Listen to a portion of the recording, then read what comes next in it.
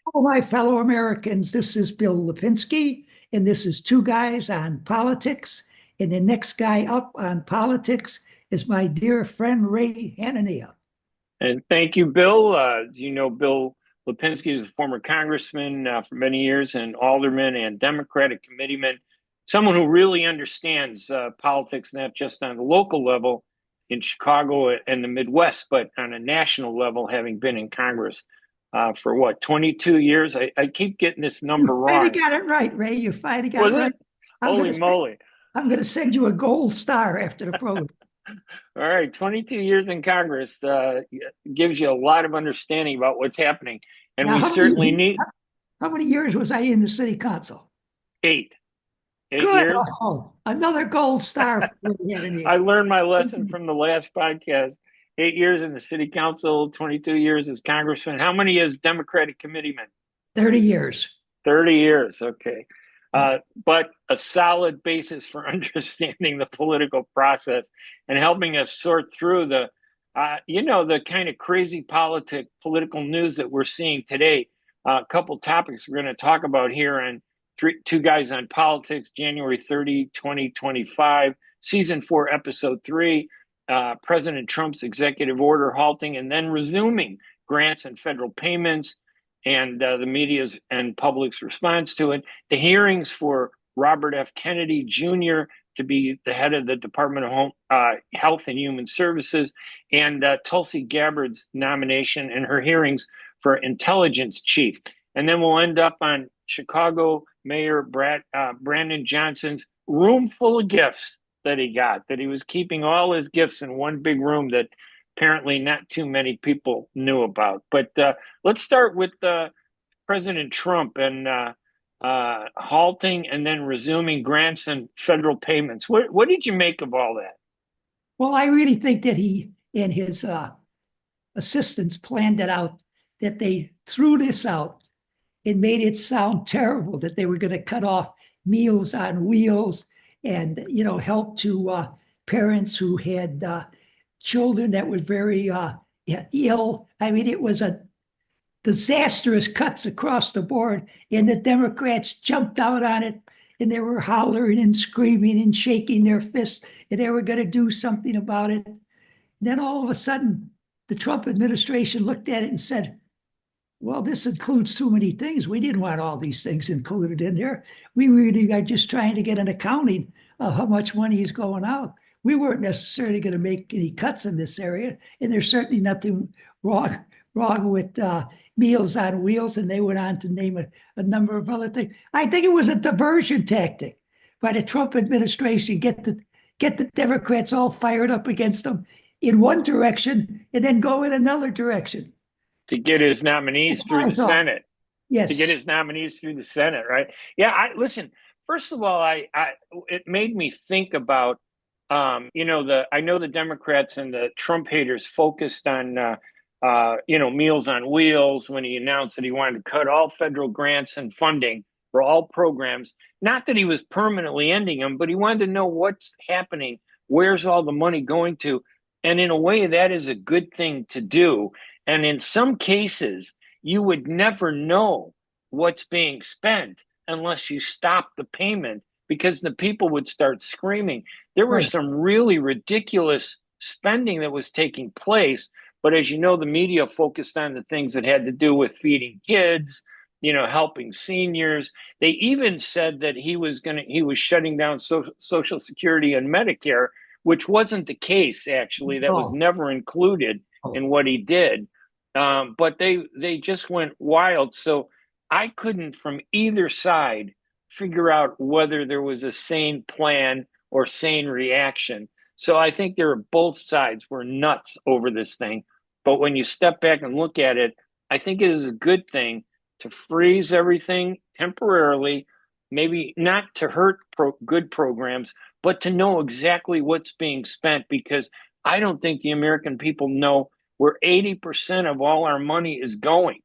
20% of it we've talked about, but there's 80% in this vague fog of federal spending that people have no idea to save insects, to investigate and study animals, to do research on wild, crazy Now, ideas.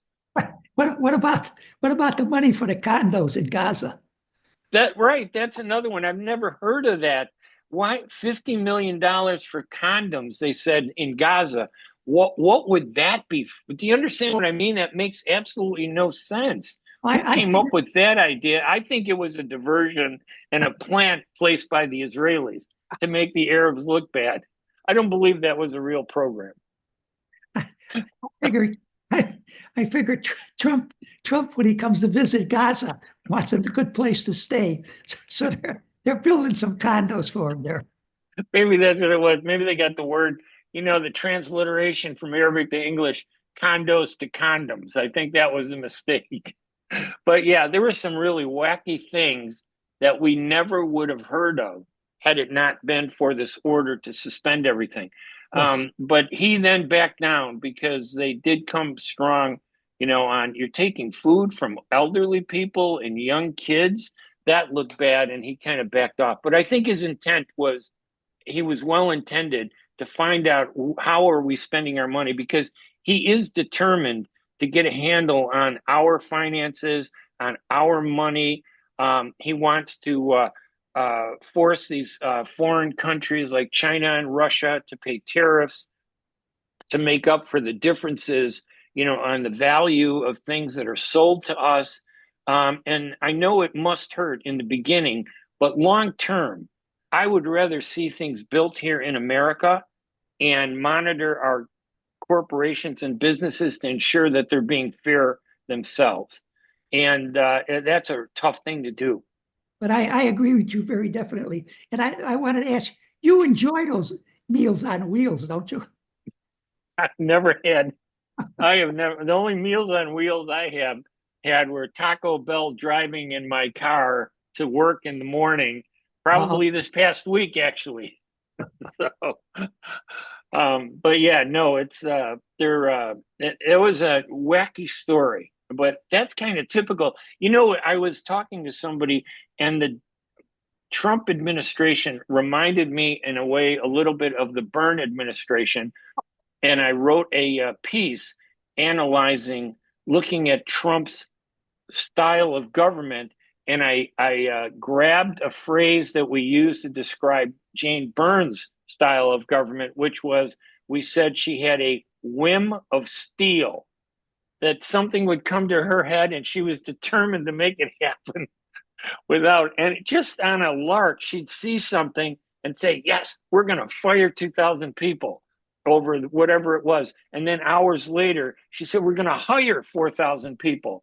And then 2 hours later is back to, we're going to fire 3,000 people. And I think Trump is a little like that. He gets a whim and he just rock solid. It's steel, firm, solid behind it. Up with that term, a whim of steel. Bob, I think it was with Bob Davis and I That's what and I was Harry going to say. Golden were talking about Jane Byrne and Uh, what she was doing, and it came up in conversation. But I think Bob Davis was the first one to get it in print. His paper came out within hours before the Sun Times and before I could get it in the Southtown. But it was a great phrase, a whim of steel. And I think that's a way to describe Trump. I think he comes up with these ideas and just on the top of his head and explores it and then abandons them if they're not good or if they don't he go never over well. asked for any kind of advice from his advisors. If he gets the idea, it must be good, so he runs with it. I think his advisors are under siege, aren't they? I think so They're all too. being attacked. So yeah, I think that in the end, it would be nice to get a full accounting of how we spend our money, all the programs.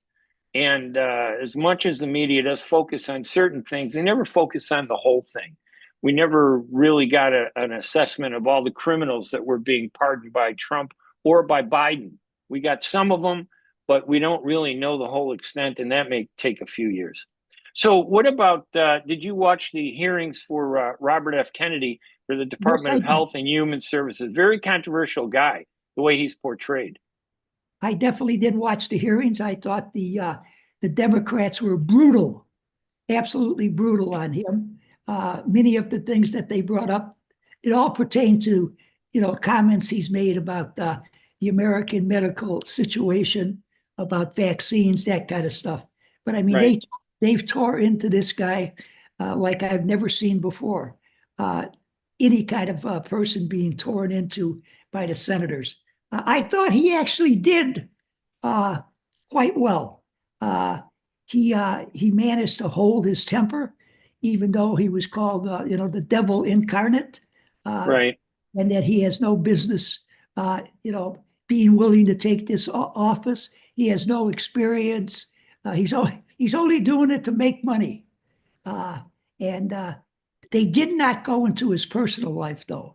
Other people have gone into his personal life and talked about his three marriages, in his last marriage where he had so many affairs when he was married. Uh, I think if that really comes out to any extent, and that some Republican senators take it into consideration, I think he's going to have a tough time being confirmed. I really do That, now. that would really be a shock if we learned that Kennedy had extramarital affairs, right? That's never been heard of before, right? Just just Robert F. Kennedy. I knew as You soon as I, as know, soon as I brought that up, you'd get back to Camelot. I got back to Camelot. Camelot is dead after I saw the terrible, horrible things that Caroline Kennedy said about her cousin, Caroline Kennedy Schlossberg.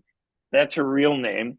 She still goes by Kennedy, but I think the Kennedy name is dead. The Camelot is dead. The aura, the mystique of all that, you and I kind of are younger than you, but in a way, we both kind of grew up under the John F. Kennedy, Oh, yeah. aura and Robert F. Kennedy. And there was a mysticism about it where people looked at it and said, wow, that King Arthur's court, the Right. great mythical medieval justice being fair to the people.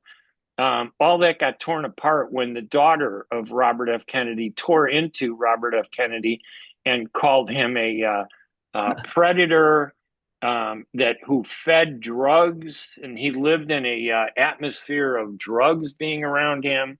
That he profits over exploiting people that are in need, and that he's only saying what he says because he sees an opportunity to make money.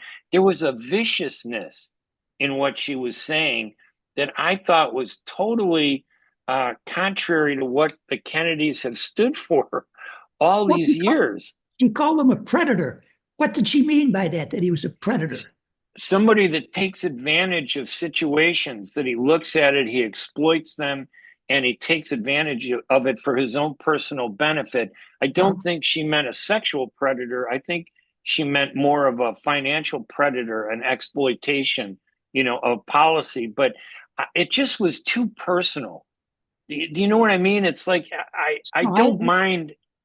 I don't mind when somebody attacks you or me and says the views that we have are bad, like his anti-vaccine views. You could criticize those, you could challenge them, but they went beyond that to him personally, and they went after his personality. And to me, that's a level of viciousness that has become the norm in today's politics.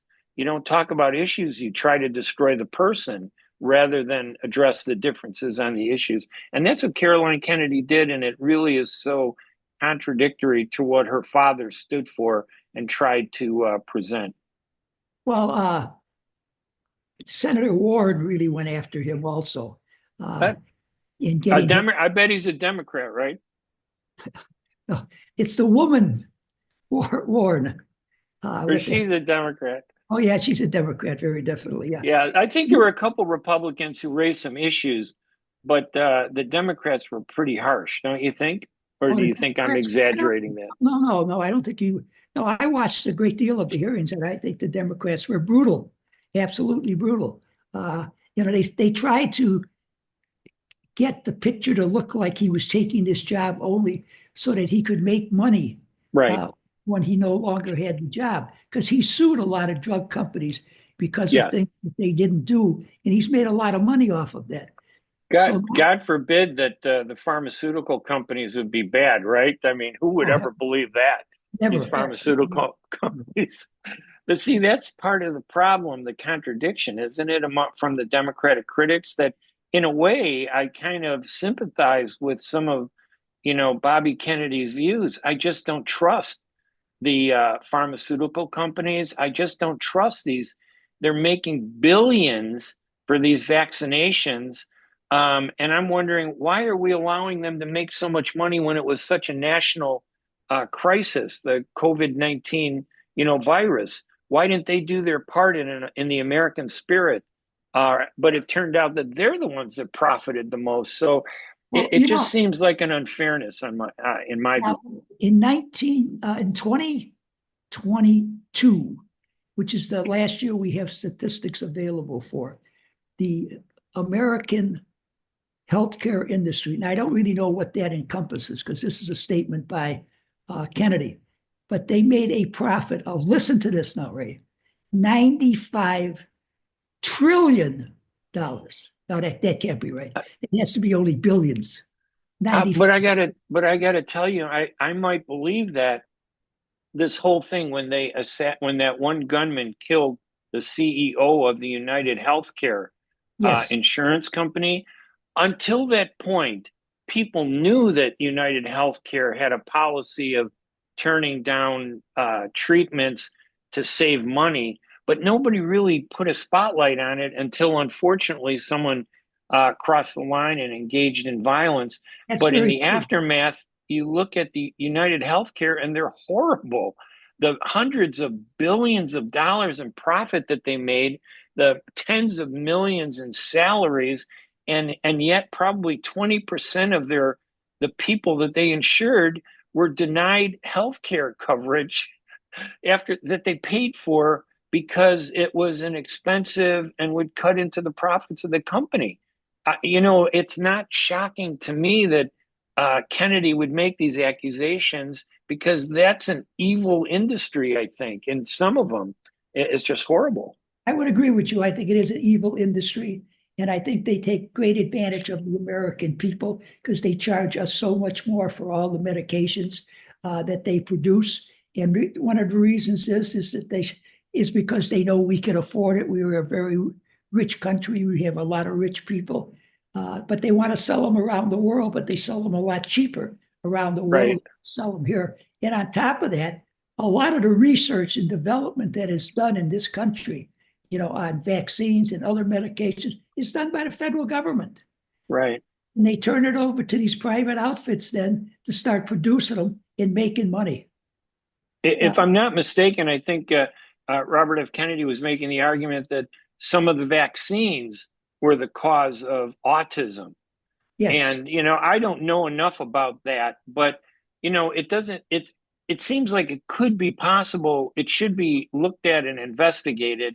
I don't know. It seemed like during the hearings, though, he kind of backed off of some of his, claims. But, he's the victim of media reporting where he says something and they just go to the wall with it, to exaggerate it and make it sound like, oh, yeah, he was dead set on saying it. But when you listen to him, he actually is suggesting that there might be an issue there, not saying that it was an actual cause. So I don't know. It's hard to know what the truth is, but I would give him a chance. I hope that he does well, and I hope that he can shake up the industry because it really needs to be shaken up so that we can shake out the evil. That the industry needs to be shook up. There's no question about it. I also believe that, unfortunately, he is not the right man for the job. He has the perfect temperament to shake up the industry like you and I say it should be. But I think his background, some other private concerns I have about him, I just don't think he's the proper man to do it because I think he's got too many problems that will be continually exposed by the news media, thereby taking his credibility away from him. If we could get someone who is interested in doing what he's interested in doing, but has a better record in the past, I think that would be helpful. Now, if he gets confirmed, I hope he does a great job. I frankly don't think he will be confirmed, but that's my opinion. Yeah, and although in all honesty, when you look at these cabinet positions, they're really administrative positions. They still supervise professionals. Like in health and human services, he oversees a health industry of professionals, Right. and I think that his skepticism might be good for an industry that often favors, where the health industry lobbies these agencies and pours all kinds of money on top of them to get what they want. Maybe he is the right kind of guy to shake it up. You, He may not be the most authoritative medical person, but his unorthodox style might be exactly what the system needs. well, I hope you're right, Raymond. What about Tulsi Gabbard? I know that they want to make her the intelligence chief. What's the issue with her? Because she met with Syria's Bashar al-Assad one time, and everybody's mad at her She met with Putin, uh, and Putin.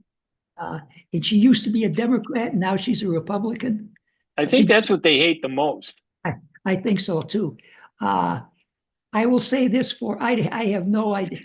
I don't think she's qualified for the position, okay? But there's a lot of people not qualified to be secretary of this or secretary of that. Because as you point out, they're the head of it. They're the face of the particular department. It is the people under that really make the decisions, the people who do the things, the people who are career employees for the most part. But once again, I don't think that she's qualified for the job. But if she gets the job, I hope she does a very good job. It seems to me that because of the fact that she was a Democrat and now she's a Republican, she may have a hard time getting through.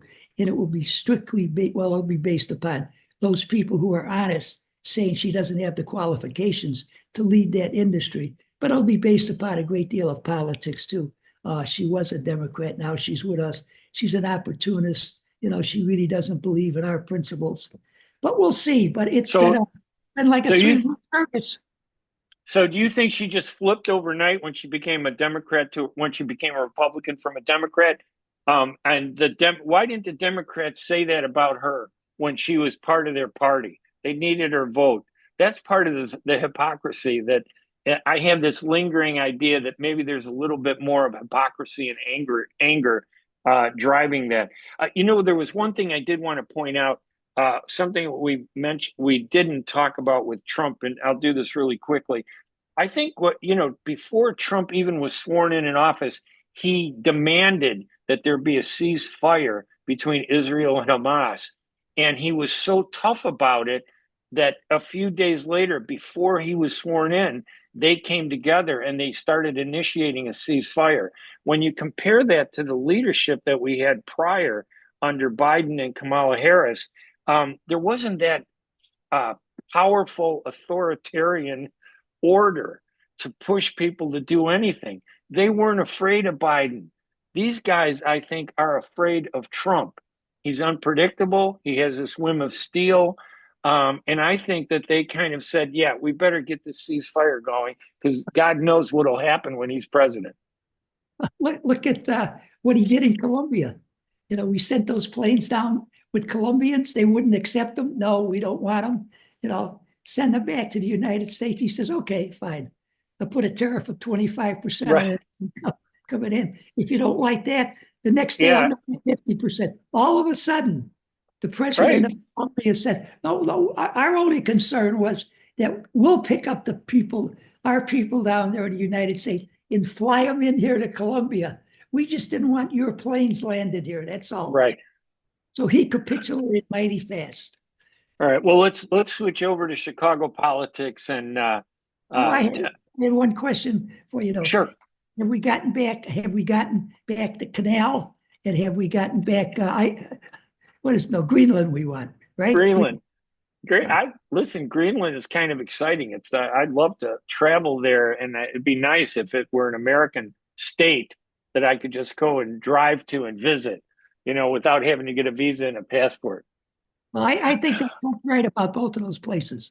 We should take them over for military purposes, economic purposes, and trade. Okay, go ahead. You wanted to say something. Well, I was going to say that, this is part of a style.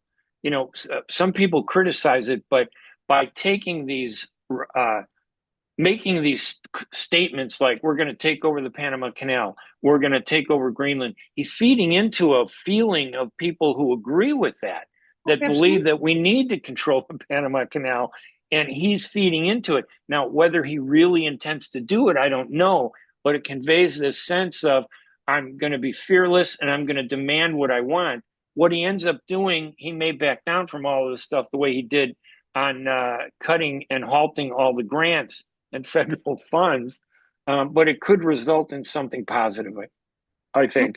If he reads my next two columns, he'll see it's necessary for us to take over Iceland and the Panama Canal to protect us from the Russian bear and the Chinese dragon. Yeah, and I don't trust either of those countries, Russia or China. Now, Mayor Johnson, Yes. he's been, like every mayor, has been getting all kinds of gifts, but apparently he's just been putting him in a closed room, right, where that he had control of until it was discovered, I guess, this past week. Yes, by your former newspaper, the Chicago Sun-Times. Yeah, I mean, listen, I can't imagine that he was going to keep this stuff for himself. And it may be that, Brandon Johnson isn't a traditional politician. He was kind of an activist with the CTU, right? A member of the Cook County Board for a year, I think, or two. It wasn't very long. And so I don't look at him as a career politician. So this might have been something that, hey, I don't know what to do about it. You give me a gift, put it in the room, and you don't make a big deal about it. I'm willing to give him the benefit of the doubt over it, that he wasn't planning to keep this personal.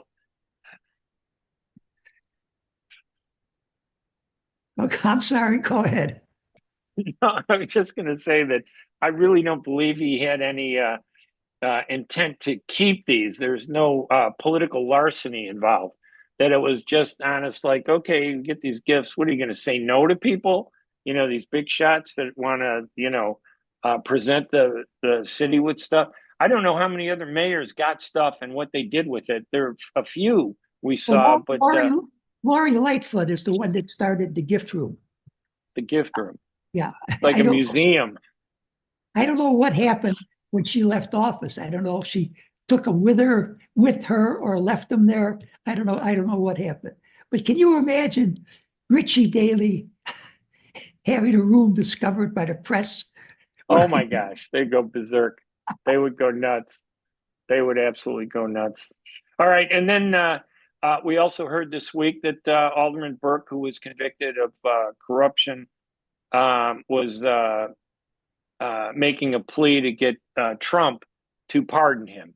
And personally, I hope that happens. I think that he's been through enough. I didn't always agree with him, but I think he did. There were a lot of good things that he did. A few things I didn't agree with, but I hope that comes through for him. I think he's a good person. Well, I hope that he gets a pardon also. He and I were never close. We were political allies in a number of situations because I ran in his ward, his brother ran in my ward. So we were helpful to one another. But I think he suffered enough. I know his wife has not been well lately. I was told that. So I hope he gets a pardon. I hope he gets out as quickly as possible. And he has a relationship with Trump, so maybe it'll happen. Yeah, maybe it will. All right, Bill, anything else going on? Anything exciting? Anything more that we didn't touch on? No, nothing that I can think of. Okay, other than I tell our listeners, you can always email us if you have questions. We'd love to read your questions, on the air the next time we record our podcast. You could send it to our emails are on the podcast. I'll make sure they're there, so you can email Bill Lipinski or you can email me and send us some questions, and we'll see what happens. All right, we'd be happy to try to answer whatever questions you have. Bill, thank you so much. I'm Ray Hanania. I'm Bill Lipinski. This is Two Guys on Politics. And we will talk to you again next week. Have a great week, everybody. Bye-bye.